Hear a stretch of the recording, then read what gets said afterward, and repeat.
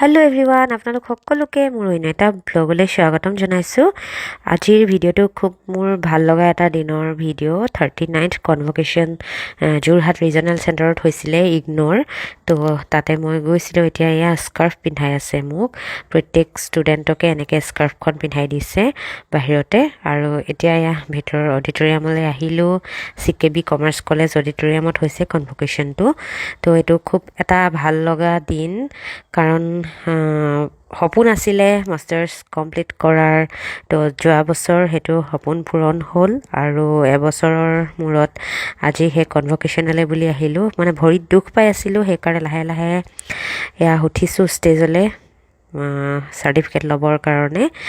আৰু ইয়াতে ডিব্ৰুগড়ৰ VC আছিলে আৰু ইগন'ৰ VC আছিলে সেইদিনা, তেওঁলোকে দিছে চাৰ্টিফিকেট। এয়া চেলেঙে এয়া তলৰ পৰা ভিডিঅ' কৰি আছে। মোৰ লগতে আমাৰ ঘৰৰ সকলোৱে মানে বিচাৰিছিলে মই মাষ্টাৰ ডিগ্ৰী কমপ্লিট কৰাটো, সকলোৰে সপোন আছিলে।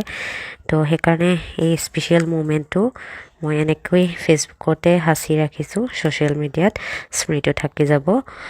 আপোনালোকে ভিডিঅ'টো যদি ভাল পায় লাইক, কমেণ্ট আৰু শ্বেয়াৰ কৰিব। আপোনালোক সকলোকে মোৰ অন্য এটা ভিডিঅ'ত লগ পাম। আৰু এতিয়া এয়া দেখিছে অডিটৰিয়ামটো পূৰা ফুল হৈ আছে, মানে বহুত ষ্টুডেণ্ট আছিলে সেইদিনা।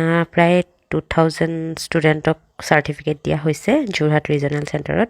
সেই একেদিনাই দিল্লী মেইন হেডকোৱাৰ্টাৰ লগতে প্ৰত্যেকখন ষ্টেটৰ ৰিজনেল চেণ্টাৰবিলাকত কনভকেশ্যন হৈ আছিলে।